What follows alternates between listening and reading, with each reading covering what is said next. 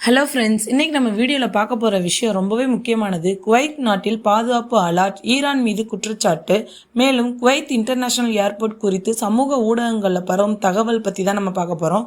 இது உண்மையா? என்ன நடந்தது? முந்தைய சம்பவங்கள் என்ன? இப்போ நிலைமை எப்படி இருக்குது? நாம் என்ன செய்யணும் அப்படின்றத ஃபுல் டீட்டெயிலாக பார்க்கலாம். வீடியோவை ஸ்டார்டிங்லேருந்து எண்டிங் வரைக்கும் ஸ்கிப் பண்ணாமல் பாருங்கள். மத்திய கிழக்கு பகுதி பல வருடங்களாக பதற்ற மண்டலமாகவே இருக்குது. யுனைடெட் ஸ்டேட்ஸ் மற்றும் ஈரான் இடையே அரசியல் இராணுவ பதற்றம் நீண்ட காலமாக இருக்கு. அதுபோல இஸ்ரேல் மற்றும் ஈரான் இடையேயும் பதற்றம் அதிகமாக இருக்கு. கடந்த சில மாதங்கள்ல ட்ரோன் தாக்குதல் குற்றச்சாட்டுகள், ஏவுகணை சோதனைகள், கடல் பகுதியில் பாதுகாப்பு சம்பவங்கள், கல்ஃப் நாடுகளில் பாதுகாப்பு உயர்வு. குவைத் ஒரு முக்கியமான கல்ஃப் நாடு. அமெரிக்க இராணுவ தளம் குவைத்தில் உள்ளது. இதனால் மத்திய கிழக்கு பதற்றம் அதிகரிக்கும் போது குவைத் பாதுகாப்பு அலர்ட் உயர்த்துவது சாதாரணம். தற்போதைய தகவல்கள் என்னன்னா, சமூக ஊடகங்களில் பரவி வரும் தகவல் படி குவைத் மீது ட்ரோன் தாக்குதல் முயற்சி, ஏவுகணைகள் ஆகாயத்தில் தடுக்கப்பட்டதாக கூறப்படுகிறது. விமான சேவைகள் தற்காலிகமாக நிறுத்தப்பட்டதாக தகவல் வந்திருக்கு. அவசர கூட்டம் நடைபெற்றதாக கூறப்படுகிறது. ஆனால் ஃப்ரெண்ட்ஸ், இவை அனைத்தும் அதிகாரப்பூர்வ உறுதிப்படுத்தலா அப்படின்னு கேட்டிங்கன்னா, அரசாங்கம் அதிகாரப்பூர்வமாக அறிவித்ததா அல்லது சமூக ஊடக வதந்தியா?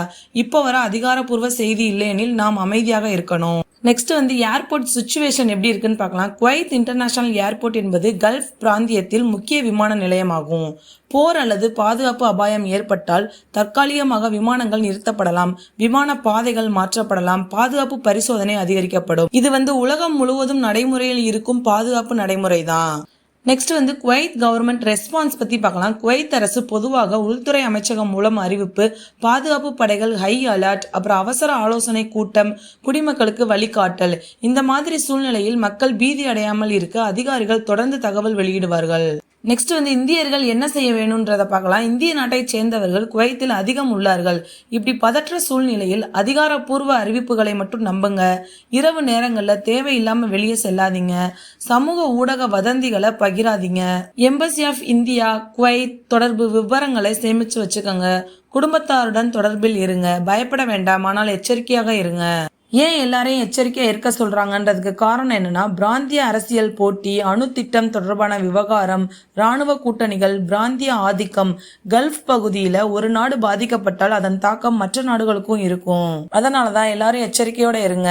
இனிமேல் என்ன நடக்கலான்றத பார்க்கலாம். பதற்றம் குறையலாம், தற்காலிக பாதுகாப்பு நடவடிக்கைகள் தொடரலாம், தூதரக பேச்சுவார்த்தை இருக்க சான்ஸ் இருக்கு, சர்வதேச சமரச முயற்சி இருக்கும்.